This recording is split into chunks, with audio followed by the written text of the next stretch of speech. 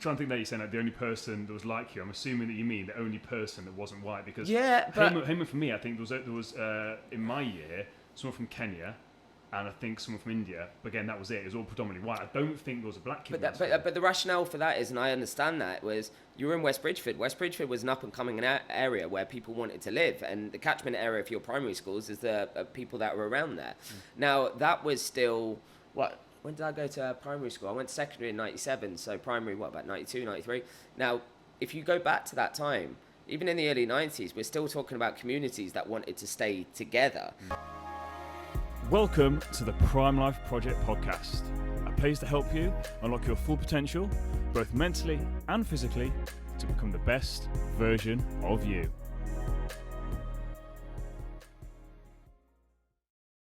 Welcome back to another episode of the Prime Life Project podcast, a place to help you both mentally and physically become the best version of yourself. Oh, it's been stressful. We've been sat here. We've even got a special guest today. We've got a good friend of mine, Rory, that's sitting listening to this podcast. And I am a perfectionist. Like, I like things to run smoothly, organised. It's normally Mikey that's late. It's Mikey that causes the chaos. One of my wires has not been working to set this up. So I've had my guest today sat here patiently for 45 minutes in the baking heat. So this episode, though, today is one I definitely wanted to get going. So my guest today is Mr. Arun Verma, who hosts the BBC Radio Nottingham evening show and In the Game football show as well. And for those of you that do or don't know, every single Thursday evening, myself, Mikey, Aaron, and a guy called Dan Tyndall do something called Circle of Men, which is basically us four getting together and just talking very open and honestly about men's mental health. It's absolutely incredible. I've absolutely loved it. And over the last 12, 14 weeks I've been doing it, I'll say that all of us have come a lot closer, and me and Aaron especially.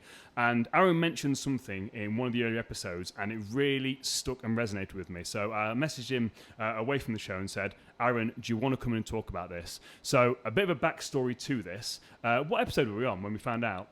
I don't even know what episode we're on right now. So, one of the episodes we start on, long story short, Aaron grew up 7 doors down from me on a cul-de-sac. So it's not like it's a big long street, 7 doors down from me in a cul-de-sac. And he happened to mention something on one of the episodes, I think it was off air, about racism that he'd experienced growing up. So we went to the same school. I think you're 2 years older than me, and we grew up on the same street. And I went away from that episode, and I thought, I want to talk about this. Because for a long time listeners to the show, you remember, we've touched on racism twice. We had Jay Little on, and we talked about his music. And then, again, Jay Little from Nottingham, grew up on the north side of Nottingham, and how he, as a black male, had to deal with racism his entire life. But this is a completely different conversation, because we literally grew up on the same street. And I just really want to explore this today. And I know you're going to get uncomfortable here because you're on the other side of the mic. So you're going to be wanting to asking me questions. So I'm like, right, no. So Aaron, take me back to your childhood, and basically explain to my audience kind of what it was like for you growing up, just in a typical day for yourself, because there's so many avenues we could go down. But I just want to take it back to some of your earliest memories. Not necessarily about racism, just you in general growing up. What's some of your earliest memories that you've got? So it's quite fascinating growing up in West Bridgeford. So my mum and dad moved to West Bridgeford, I think a couple of years before I was born. So my brother was actually born on the north side of Nottingham. My granddad, to go back even further, my granddad came over from India in the 50s. And he got married to my grandma on my dad's side in a love marriage, right? Which was kind of unheard of at the time because there was a lot of arranged marriages out there. And he was like, no, I found this woman, got married.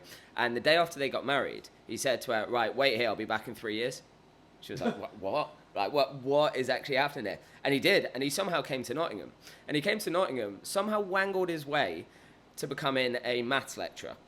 No maths qualifications whatsoever, but he taught maths at Nottingham University. Wow. And then on the back of that, he started realising there was a trend of Indian people coming over, and a lot of the blokes were qualified lawyers or doctors or what have you, and their wives couldn't speak English. And he went, hold on, there's a lot of lace going on in Nottingham. So we started helping people come over and then getting their wives' jobs, working for him in a lace factory, which was it was just awesome to think about how we wangled to do that. And he did that through his chat and what you could do. It's something I think I've developed. I was going to say, is that where you got this from? Yeah, I think so.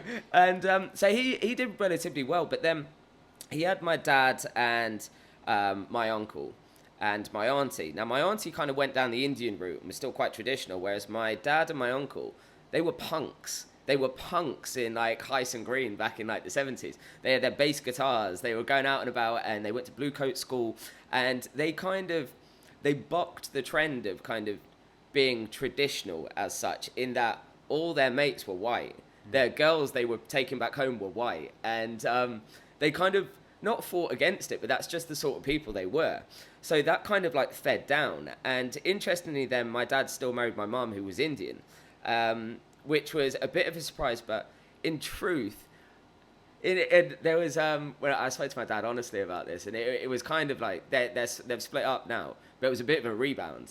He was with a girl for like 2-3 years and it didn't work. And then he actually went to my granddad. He's like, do you know anyone and stuff?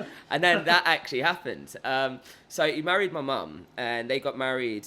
My mum was only 18. Is she very traditional, your mum? Was she from a traditional... No, because she was born in Shimla. And Shimla is in northern Himalayas of India. But it was a British colony. So she was taught by nuns. She was speaking 4 languages by the time she was 16. Yeah. English was predominantly her first language. So it's really interesting. She's really fair. And like, so... kind of mixing that with my dad, you're already basically having, it was almost like having 2 English people get together. They just so happened to be brown. Then they had my brother really early. And that's when my dad went, right, okay, I need to do something. So we joined the police. And he joined the police and my uncle joined the fire service. And it was interesting to have, in that day and age, kind of 2 Indian lads going into that sort of field. So they did that. And then by the time I was born, which was 5 years after my brother, we were all of a sudden living in West Bridgeford. My dad was like known within the community as being a police officer. There were not many people like me around me, but you didn't really notice it. When you were actually in West Bridgeford, it was never really a thing. What school did you go to? Primary school? Heyman. So this interests me. So how old are you now? Of course, 21. 36. So yeah, so you're 3 years older than me. So I went to Heyman as well. So isn't it interesting that, so were you the only, to use your term, brown person in your year, Heyman? No, there was another guy called Sahil who was actually in our circle of mates. He lives just up the road on Boxy Drive. Yeah. And I think that was it in our year, yeah. Because I'm trying to think that you're saying like the only person that was like you. I'm assuming that you mean the only person that wasn't white. Because Heyman for me, I think there was in my year, someone from Kenya, and I think someone from India. But again, that was it. It was all predominantly white. I don't think there was a black kid. But the rationale for that is, and I understand that, was you were in West Bridgeford. West Bridgeford was an up-and-coming area where people wanted to live. And the catchment area for your primary schools is the people that were around there. Now, that was still, when did I go to primary school? I went to secondary in 97, so primary, about 92, 93? Now, if you go back to that time, even in the early 90s, we're still talking about communities that wanted to stay together. So if I went to my granddad's house in Woolerton, that's where my auntie lived down the road. They were in Bramcote, and there were different areas, but there were hubs. You went to Hyson Green or Radford, and it was predominantly Asian hubs. So communities felt kind of at home there, whereas I had someone like my dad that was like, we're not being a part of that, we're going there. So he always had like something underlying, I'm sure we'll get into it, but that he wanted me and my brother to be just treated completely like just normal. So interestingly, like my brother's got quite a traditional name, and then by the time I was born, it was my dad's decision. He went, nah, we're not doing that again. And he did it because he went, if someone reads your name on the register or someone says just your first name, no one will know. And interestingly, I don't say my surname on the radio. I don't do it for that reason. Because there might be one person listening that may have an issue, and if they have got an issue, they'll never know. And I've had that, in fact, before a football game, where I went in and they went, "You're 6 o'clock Aaron," because they recognise my voice. And when you're in the footballing community, a lot of Forest fans will obviously listen to the show. And I went, "Yeah," and he went, "You're not," and I was like, "What are you trying to say?" And I just laughed. I was like, "I know what you're trying to say, but just leave it." But this right here is the core essence of what I want this podcast to be about. Because that in and of itself is racism. Like, it's not what people think of racism, but it is that low-lying thing of they expected you to be white. That's for me, it's like, that's what I wanted to try and get at today, is these little things that people don't necessarily realize. As a white male, like if your first instinct was, let's say, I thought you were white, or that's what they wanted to say. Yeah. Like, that shouldn't, why does it matter? Like that for me, it bothers me on a sense that, so to link it back to another guest I had on was a guy called Dodo Ciotto, runs a clothing company. He's a black male. His clothing company is unreal. It's now in the Chelsea shop. Unreal. It's unbelievable, his stuff. when he first started out, he was using the yellow emojis because he didn't want people to know that he was black, because they thought by default that his clothes would be poor quality and he'd be trying to steal money from them. Those were exact words. So stuff like that, like people don't think about that. As a white male, I never have to think about something like that. Like, and again, not putting my last name, not saying my last name. I've never had to think about that. But that's something that you've had to think about that you shouldn't have had to think about. And that, for me, I think is a problem. Okay, there's a couple of facets to that. One, I don't think I have to. I think it's a choice. I think plenty of people do say their surname, and that's absolutely fine. Second of all, when it comes to racism, you have a very fine line between racism, education, people's misunderstandings, what people consider to be racist, and that stems from where does it come from? Okay, so if you go to childhood, there's always this really good example. When I remember there was a video that went viral, and there were two little kids. There was a black kid and there was a white kid, and the white kid went home and he went, "Mummy, can I shave my head?" And she was like, "Why?" And she was like, "I want to be a twin with my mate." So that kid did not see colour, right? And did not see a difference, and children never do. So something happens through development where all of a sudden there's a difference put in. And that is not necessarily people developing racist traits. That is actually their surroundings and how people look at things. That could be someone saying something off the cuff. It could be someone's parent saying something like, I don't know, some jovial joke about doctors, or even children going to their doctors and realizing a lot of their doctors were Asian people, and all of a sudden they can develop something. So I have to pause before I ever say something is racist or what is racism, because fundamentally there's so much to it. I completely agree. My thing is, it's all like the intent of what you're saying something as well. It's like, if you're saying something very, very hurtful to someone, it can be something mild, but the intent is like nasty and it's vile. Whereas someone could just say something, it comes across completely the wrong way, but their intention was something really loving and really pure. So it's actually really funny. Rory saw this before we started. I was actually Googling, is there a correct way of basically asking someone's ethnicity, where they come from? And basically the lots of research was, just ask, but say it from a place of you actually genuinely want to know. Yeah. You're not just doing it from a place of, oh, where are you from? In a weird sort of like, trying to use it against them or trying to like dig deep dive, be weird about it. It's like, do you actually want to know? Do you want to listen? I think that's really interesting, actually, because whenever someone says that to me, "Where are you from?" I always love it, because I just go, "Nottingham." They're like, "Yeah, no, but where?" Yeah, where are you really from? I was like, "Oh yeah, 10 years in London before. Are you picking up on the accent?" Yeah. And I find that, and they're just like, "No, where are your parents from?" And I go, "Oh, my dad was born in Nottingham." And all of a sudden, they're just like, "Oh, for fuck's sake, where's this going?" And that's fine. So it comes from a place of whether or not it's intriguement, or where are your parents from, or where do you can't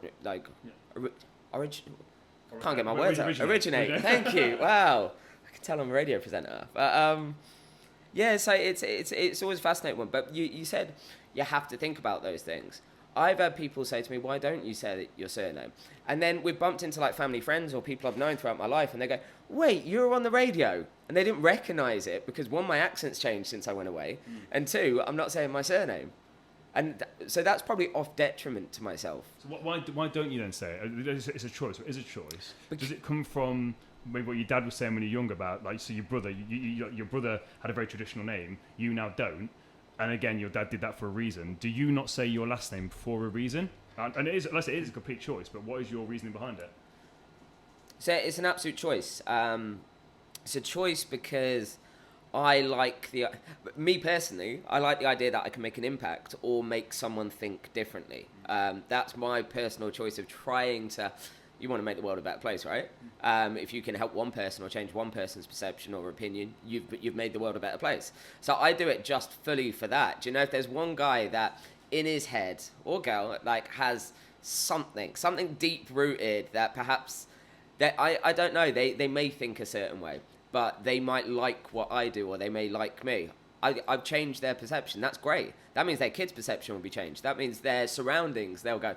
But you often do get, that's where you like were growing up, and say when I was playing football specifically, I'm not going to say places like Bestwood or anything like that, but you could be playing a football game and someone will say something and it will be a derogatory term to maybe a teammate or someone myself. But I always used to get that little arm around me going, "No, but you're all right." Do you know what I mean? And you're like, right, okay. And you had to just like pass that off because it was just easier.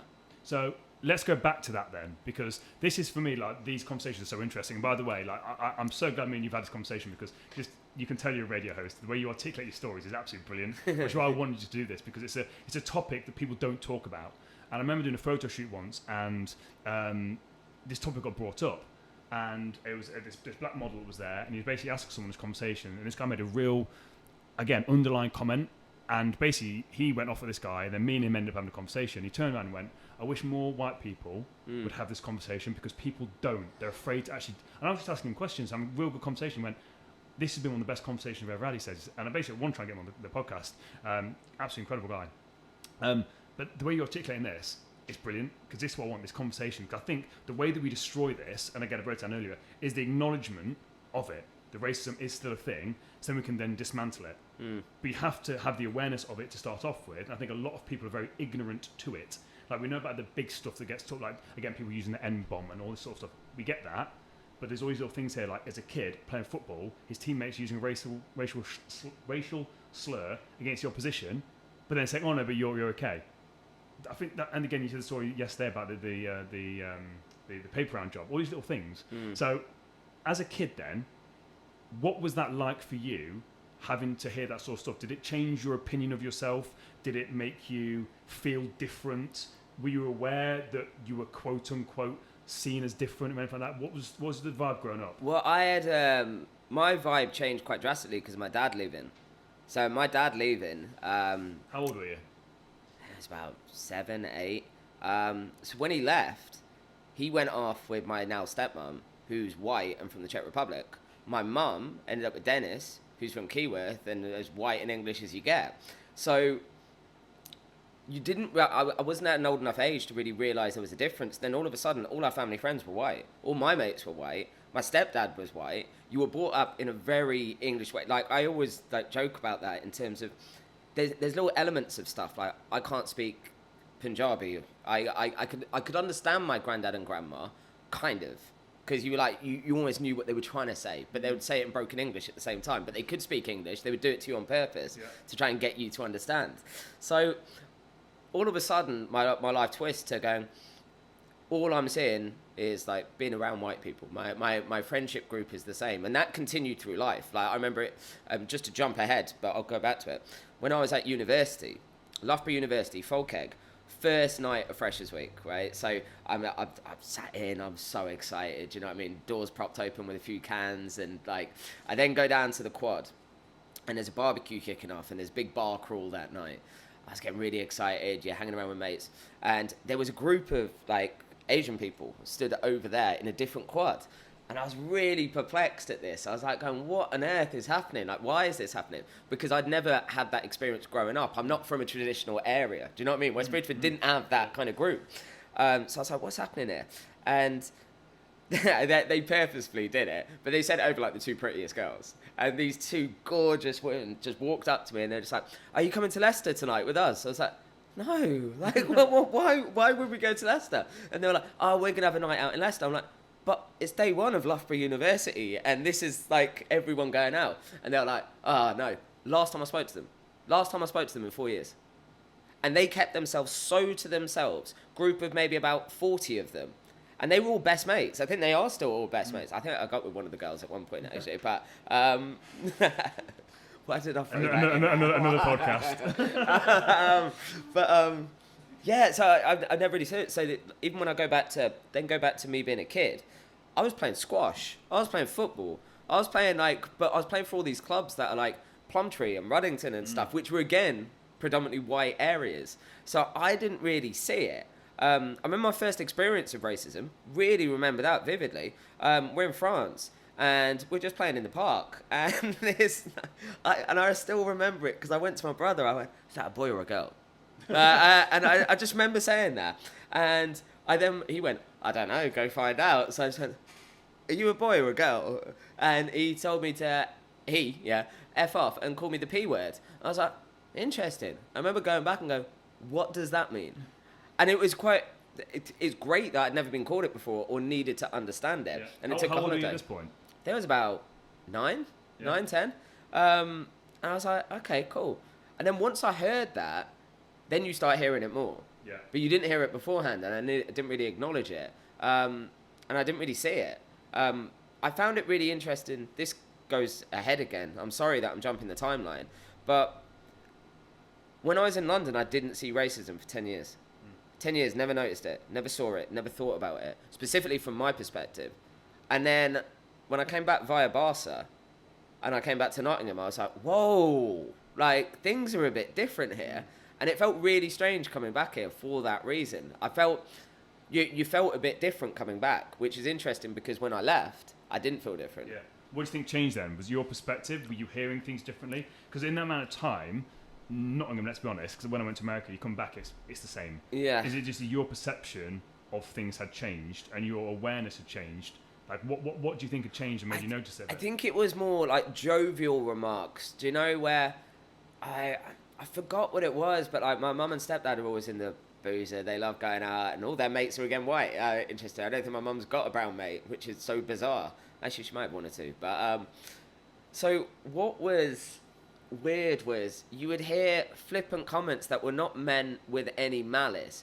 But I can't give an example. But all I can say is the sort of groups and the people that you'd hang around with in London who were very well-to-do and they've got good jobs, have been educated to a high level and stuff, they wouldn't say those comments because they'd think it's potentially overstepping the mark. Yeah. Whereas you came back here and in certain pubs you'd hear things, you're like, oh, that's okay, is it? And yeah, that made me think quite a lot. Do you think that's more of an ignorance thing? Because obviously in London it's very, very, very multicultural. Yes. Whereas in Nottingham it's not necessarily. So especially certain areas in Nottingham that are predominantly white, are predominantly black, are predominantly Asian, it's like, as you said, people tend to sort of hang around like in their sort of groups. So do you think it's that complete ignorance of it that, again, people, this is again the point of this podcast, is that people make these comments and it's just a flippant comment. But actually, you're, as a person, a very strong individual. People aren't as strong as you. These flippant comments can make them feel like they are different, that they're alone, that there's something wrong with them. And it can essentially form this identity of them that basically just cripples them, essentially. And it's just small little comments. But if you keep doing it, what's that death by 1,000 paper cuts? So it's not like one big thing. It's if you constantly keep hearing it, you've heard it since you were a child, like that can be soul-destroying for you, that people aren't seeing you for you. People are still using these small little jibes that aren't meant in any inferior way, but it's still said, and it still shouldn't be said. Does that make sense? Yeah, it does. And I think the beginning point was, I think it comes from ignorance, and I don't think it comes from malice. I really don't. I think it comes from just people thinking things are okay, and I think we have that in a lot of aspects of life that can kind of matched, like which are almost not on a level, but they're the same sort of thing. Sorry to drop in a Love Island example, but I'm going to. What I find really interesting was the amount that the guys were gaslighting the girls this year and making them feel a certain way. And there's a generation now of guys that think that's okay. Yeah. And they don't think they're doing anything wrong. They think they're actually being like caring and loving, and they're not. They're being horrible, in fact. But then for those girls, they don't really understand what's going on, and they think it's nice. They think, oh, this guy adores me, it's okay. And you go, it's not okay. So I think a lot of it comes from, we see generational changes. We see patterns, right? Everything in life's a pattern. And we see things returning, whether it be music in a 20-year cycle or fashion in a 20-year cycle. Everything returns. And when I came back and I saw these things, you've got to remember, this is on the brink of Brexit. This is on the brink where we were... I've got to be really careful here what I say. Really careful. But in essence, there was a campaign that was built upon trying to build divide. Yeah. And if you want to divide society, it's not hard. No. It's really hard to unite society. Yeah. But dividing society is perhaps the easiest thing you can ever do. Mm-hmm. We're seeing it right now with, say, like energy prices going up. All of a sudden, do you know if you're in... If people are earning the average salary in this country, they're screwed. Mm-hmm. Absolutely, utterly screwed. They can't afford to go out for a pizza on a Friday night because that is their choice of pizza or, a shower the next day. And that's the average. Think about people who are below that, who were struggling before all this. But the people below that then get government help. Okay, so there's that. The bracket is, you're there and you get like government help. Then you go up a little bit further and you go, no, you can fend for yourself because you earn a decent wage. And go, but that doesn't pay for anything. Yeah. And then you go up there. life's fine. Do you know what I mean? Like, you look at people during the pandemic. There were some people struggling, some people struggling on the back end of it. There were some people I know thriving. Yep. Right, I'm ordering a new car, I'm ordering a new watch, I'm booking all these holidays for when it comes out. And they're now living the most lavish lifestyles because there was something that happened that caused divide. So that was a long example, but divide's really easy to put out there. So something like Brexit, they went, okay, all you have to have is someone go, they're stealing all our jobs, right? Mm-hmm. What follows that? A pandemic follows that, where we have a shortage of nurses. Why have we got a shortage of nurses? Because of what happened just before. Now all of a sudden these people are really grateful for these people saving lives, and it's a very strange notion to try and cause divide. Yeah, but again, as you said, it's so easy, and that's the thing that I find bizarre. And you mentioned before, like as a kid, when you grow up, like you just see people as people. That's kind of what it is, and as you said, it's then slowly sort of fed down and drip fed into that. Have you had anything in your life that you can think of? Obviously, we'll go back to paper round thing, because I think that's a really interesting thing.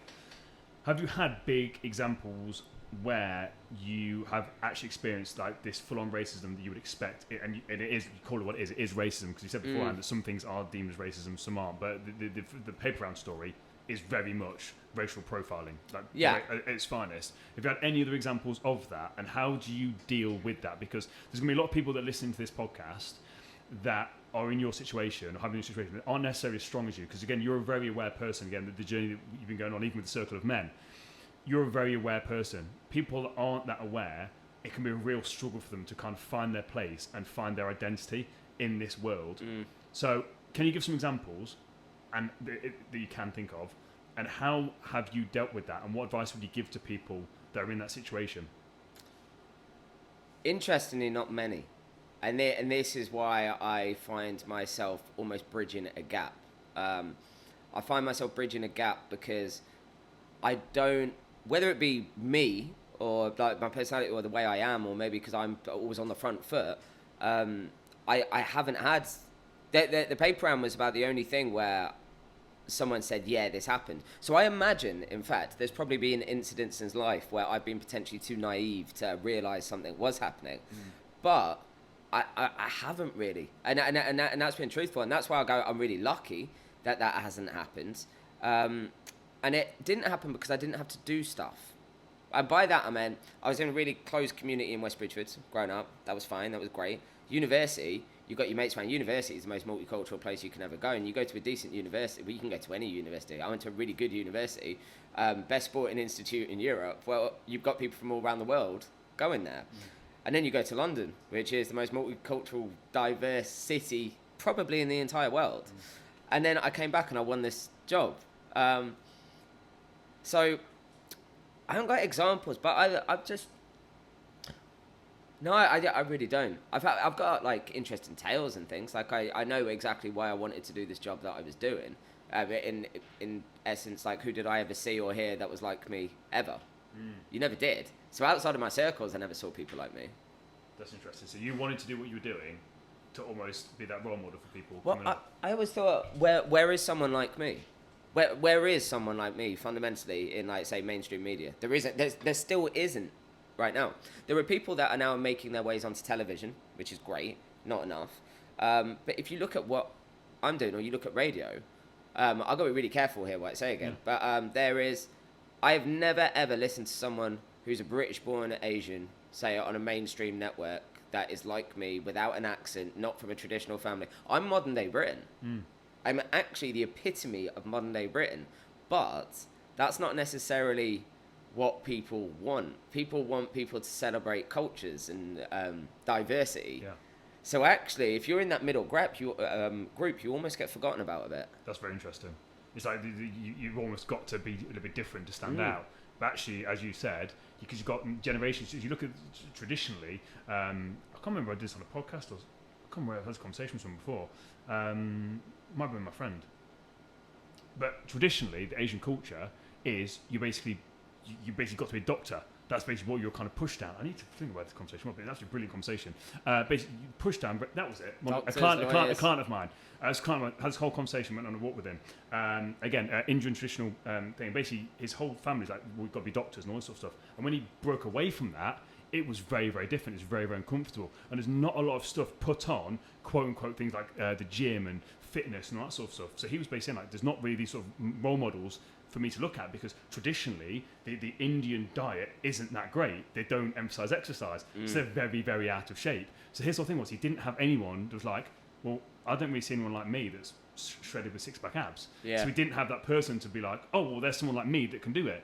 So again, for him, he's like, well, I kind of want to do it for myself, and then setting that example. And it's like that generational thing, isn't it? Now, where, as you said, modern day Britain is like, yes, like your parents come from India, but actually now it's very much a case of, this is modern day Britain. You can do whatever the hell you want to do. There's people like you that are paving the way. So people, again, you've got footballers now. The modern day footballers coming through, because you look, there's not really many Indian professional footballers. Well, there isn't. You got Mal Benning, who plays for Port Vale, used to play for Mansfield Town. You got Hamza Chowdhury, who's mixed race, right? Yeah, is he Bangladeshi? Yeah, but there's no one else. Yeah. Literally. So what happens on the journey there? Why is that not happening? Because 20% of footballers in grassroots level are Asian, British-born Asian. When I played football, there was loads of brown kids playing football. I think everyone noticed that. So what happens on that route? I'm trying to find that out myself. What do you think? Because I think that's interesting. What do you think? Because I think you're completely right. So what do you think? Is it an environmental thing, or? No, I think there's a couple of elements to it. I don't know. I think one, the type of people that have been in charge of football academies potentially over the last couple of years. Potentially, maybe, I don't know. We're seeing stories come out about loads of things. But on that journey, who's selecting these players to go through? True. Two, you've got to make a decision at a very young age to go play football professionally. And at that young age, the generation above, there was a lot of, you're not going to go play football, because once if you don't make it, why don't you get your education and then go play football? And that's not how it works. So I think there's loads of elements. I think there's a lot that I would like to unpick, and I'm trying to unpick it, and I'm trying to do that for another project, because I think it's utterly fascinating. Because what does happen on the journey, because when I was playing football, a lot of us were the better football players. Yeah. So something happens, but it's getting better. You think about females in the game, specifically like Asians. That's why I love the 100 when it comes to cricket. That's inspiring. The 100 and the Euros and the Lionesses, that's inspiring the next generation of people that can do it. Do you know what I mean? We were growing up watching Bend It Like Beckham. Yeah. How ridiculous is that? It still took to this year for the whole country to get behind women's football. Agreed, yeah. Madness. But look how far it's come. So we were talking about it, what Mikey was talking about when we were watching it, like how the game's actually come on. Like from when I was watching the last game I watched about 5-6 years ago, we actually watched the game. It's come on massively. And I think that's such an inspiring thing for actually now. There's women growing up that actually get to see that. Yeah. And be like, wow. Like, cause, like you look at some England players that won the Euros, they were like, well, I was just watching you David Beckham's. There was no one there for me. So for you, actually, I think it's really interesting that your whole thing is, again, it speaks a lot about your character to be like, well, actually, I want to be the person that people can look up to. And they'd be like, well, actually, there's Aaron. He's Indian. He's doing this sort of stuff. Awesome, I can do it as well. Yeah, that's quite an inspiring thing to do. Like, I think you have to, like, and on just going back to it, and then this well, like I was speaking to one of the 100 players for Trent Rockets last night, and I said to her, "How does it feel being in packed out Trent Bridge in front of thousands of fans, but young children watching you that you can inspire?" And she goes, "It's like an incredible feeling to know that we're those role models, but it takes generations to actually get there." You talked about the football quality of women's football. That's taken generations of people getting into football, playing at a good level, getting the funding, getting the coaching. I speak to the coaches of both our local clubs on the women's team a lot, and I speak to the players a lot. And it's just different now. And it's different because it's allowed to be different. Yeah. But everything has to go through a notion of it kind of works. But there's also trends, isn't there? Like a funny trend that I always notice is, I remember... my brother, I forgot who he asked or who he said it to. I don't know if it's a flippant comment, but he goes, "Do you ever think it'll be cool to be Asian?" And in a realistic way, there is. You look at black culture. Black culture is cool, right? And it's integrated now into modern society. However, we still want to differentiate it. So a lot of people love their rap music. They love hip hop. Look at Rhythmical Mike over there. He thinks he's a hip hop artist. But a lot of people like the fashion. They like other things. But it's become integrated where you're going, yeah, everyone can like it, but it's still different. When it comes to Asian culture, it's not really there. It's almost like a forgotten. But you think that's because people don't understand it, and this comes to the ignorance side of things. I don't think a lot of people see Indian culture genuinely as, and first of all, people, again, the whole racial slur that you've got, not differentiating the fact that someone's Pakistani or Indian, for a start, complete ignorance. But then most people's understanding of Indian culture is going down to the local takeaway and seeing anything that's in there, and they see a little Hindu statue, and that's literally all they think of Indian culture is the food.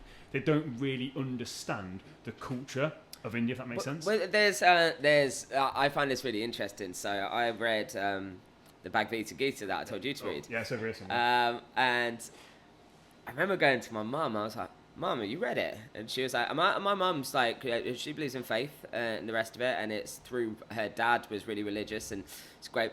And now I'm getting older, and I've started realizing more about the Indian culture and say the religion. I'm going, "Do you know how cool this is?" And she's like, I sent my mum the book, and I just went, and this is like me. I would say things like, "Mum, do you know the elephant guy?"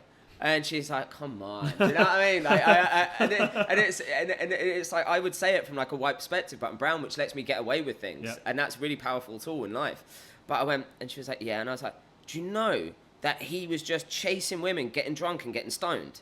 And she was like, "No, he wasn't." I was like, "Read the book. He actually was." And I was like, oh my goodness. And the whole concept of, say, the Hindu religion is there's like gods for absolutely everybody, and they can sum people up. And I went, "Mum, I'm going to follow this. Do you know what I mean? If he's allowed to just get smashed and to go chasing women, what a guy." And she was a bit like, "Okay, no, it's not about that." I was like, it is. And so society now, we talk about a lot of mindfulness, and like a lot of people go to retreats, a lot of people meditate. That all stems now from that religion, which is, so people are becoming more self-aware, but they're not really aware. When people are like having great sex lives and like reading the Kama Sutra and stuff, they don't realize that originates from there. When people are smoking whatever they want to smoke, Mikey, no, I'm not saying that, that originates from there. Like, I remember my great granddad when I went to India when I was really little, and they had this big house, like, and there was like courtyards, servant quarters and all this sort of stuff, and he was just sat at the back with this pipe. It was like a shisha pipe up there, and he was just toking away for the entire day. He was so chilled out, and I was like, oh, wow, this is amazing. And now we see like shisha bars and stuff like that. So yeah, the culture, people almost don't want it to be cool. But I don't think they necessarily, like you said, they don't understand necessarily where it comes from. So you look at Buddhism, Indian. Yeah. Sikhism, Indian. Hinduism, Indian. You sound like the guy from Goodness Gracious Me. Superman, Indian. Batman, Indian. Just rattling them all off. But again, it all comes, and again, look at yoga. Look how popular yoga is. It's in every single fitness centre you'll see. But they don't actually understand what is yoga come from. Yeah. Being a yogi, what are yogis? And you sort of break it down, you break it down. People don't actually understand this stuff. And that's what blows my mind about this sort of stuff. Is sort of, as you said, we understand the black culture, hip-hop, and again, it's made a very big thing. And people understand that, and they can celebrate it. But when it comes to the Indian stuff, for whatever reason, it's kind of, well, it's just yoga. It's just mindfulness. It's just meditation. People don't actually want to say it's Indian. They want to take the good parts. And that's why integration of, say, like Indian and Asian culture was very different, because you've got to think about the British colony and how it really operated. And like I said, where my mum's from is Shimla, you go up there and it's breathtaking. Like, it's snowing and you've just got like views of like mountains. It's near Tibet. And you walk around and they've got old churches, old buildings, nuns walking around, like, and it's utter madness, like tea rooms and things like that. And you're going, so this is like Britain in Shimla? Of course it is, because that's what happened. So the integration of Asian culture was different. You look at the Sikh guys who were fighting in World War I and World War II. People often forgot about them, but there was, trust me, there was a lot. So that. The Asian culture seemed to be more integrated, whereas black culture, they wanted to almost separate. And that's where we see incidents of things happening or maybe profiling, or we see that in the press a lot, don't we, about people getting stopped and searched and stuff. I've never been stopped. Never been searched. I've never been pulled over in my car. And for an Asian guy driving around in a bit of a rude boy car that I had when I was younger, that's really unheard of, because a lot of people did. But something about me just didn't happen. So the Asianness like is there, and people know it, but it's almost like it got integrated too fast. And then when people want you to be different, you're different. When they don't want you to be different, it's just English. I think this is I've wrote down a thing here, identity. I think what essentially, when we're talking about this, essentially the British colonies, which I think again back in the day have a lot to answer for. I think this is also a problem with this as well. Like, they're expecting people to apologise now. Like, for me, like, I should have some sort of shame about what the British colonies. I have nothing to do with that. Like, I can't go back and change history. All you can do is deal with the now. We look about what British colonies did, not just in India, like in all over the Caribbean and stuff like that. they basically stripped the Indian identity. As you said, they took all the good stuff and was kind of like just shoot it off. Like you basically take the country at its core, and again they tried to do it with black culture as well. Like, and it's just so bizarre. You're basically trying to strip a country of all its goodness essentially, and just claim it for yourself. Take all the good stuff and just kind of discard the rest. It's almost like it's just stripped India of its identity, which is a bit bizarre. And it hasn't, but do you know what I mean that's almost like humanity though, because look what we're doing to planet Earth without going deep there. We're stripping it of all its like natural good stuff, so next generations have got nothing to do. Get deep on this topic, aren't we? But isn't it true though that as human beings and nature to want more and more and more, and I think the whole thing going down to this conversation as a whole, and now this one, is complete lack of self-awareness on the individual level. That's the problem. There's not enough people taking individual responsibility for their life and being present in the moment. It's that groupthink mentality where things like the British colonies are allowed to happen. All this stuff's allowed to happen. I don't think how at any point in history people could think that slavery was okay. At any point. And again, you go to Germany and the Nazis. It's that whole groupthink thing where people aren't able to actually take control of their own lives. They're just sheep and just go along with the herd. So like we're doing now with the planet, we're literally destroying the planet, and people's like, yeah, cool. Like in Brazil, they're literally destroying the rainforest. They're literally destroying the Amazon rainforest. And you learn about that in school. I think everyone knows about the Amazon rainforest and how important it is for us. And they're literally there destroying it, and we're just letting it happen. And I'm just like, oh, what planet are we living on where this is an okay thing to happen? Yeah. It blows my mind a little bit. It's yeah, deep by the way, we're going deep here. Yeah, no, I think that is really fascinating because it's just human nature, like you said. Everyone wants the good bits. Okay, so like if we go back a little bit, think about relationships. People love it when it's good, but when it comes challenging, people don't want to be in it anymore. You want to look for something else. Okay, you're always seeking not necessarily validation's one of them, but you're seeking the next best thing. Dopamine hits, right? That's all we chase in life. What is the next thing that's going to make me feel a certain way? Now we talk about mindfulness a lot. And that kind of, I think, keeps it at bay because you're getting dopamine hits throughout the day because you're working on yourself, so you know how good that feels. When you're not doing that, for example, to me, I'm thinking about when's my next dopamine hit. I'm going, cool, I get to do a show later about football. That's wicked, right? After that, cool. I get to go see someone. I get to go for a beer on a Friday. What am I doing tomorrow? I'm seeing my mates going for beers. What am I doing Sunday? I'm going to Forest. And all of a sudden, you've got these dopamine hits, right? So you need something good. So when that stops, all of a sudden there becomes an issue. And when there's an issue, you need to blame other things.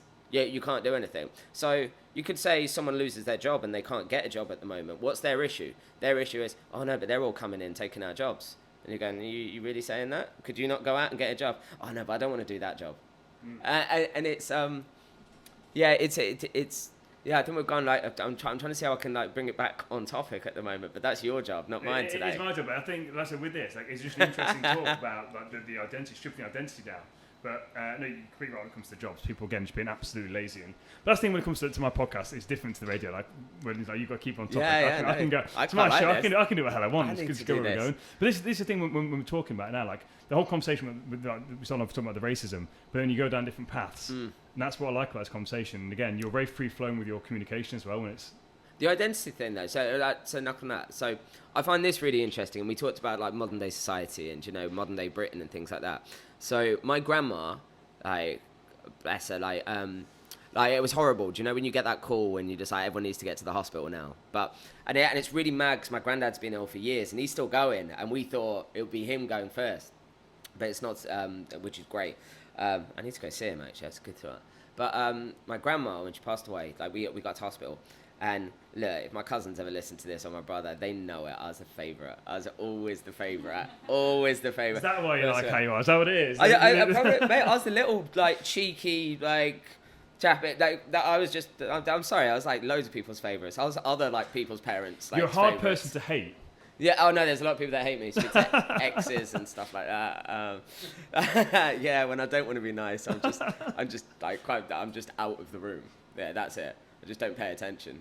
Yeah, so if I don't pay attention to anything you're saying, trust me, we're done. But, grandma. Yeah, I think I know where this is going. Well, so my grandma, I last chat with her, she was like, "Can you marry a brown girl?" So where's this come from? And I actually said, "But grandma, I've never." With a brown girl. My granddad gave me a little wallop like around the back of his head. I was like, right, okay, I shouldn't have said that. Because I have no filter, like whether it be family or anything like that. And it really made me think. And she went, right, okay. And I was thinking about it afterwards, and I was like, whoa, if I don't have a brown child, my whole family are now mixed race. There's no one this colour skin. So my granddad came over and doing all that work and stuff. We've suddenly filtered through to the point where there is no one. I've got a little half brother and sister. My dad had kids again with my stepmom. They're half Czech, half Indian, half English, half everything. Do you know what I mean? They're an amalgamation of so many different cultures. But their colour it's like Katie's colour, tans. Yeah, is that real? Yeah, cool. We've got that ice cream van man back again. He made an appearance on mine and Mikey's podcast the other day when he comes outside. It came when I spoke about tans as well. Yeah, do you know what I mean?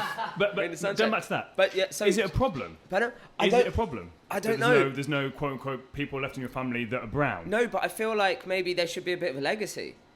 And does it have to be based on colour? No. It obviously doesn't. Now I gotta be really careful with this because I've just got into a relationship with someone who is white.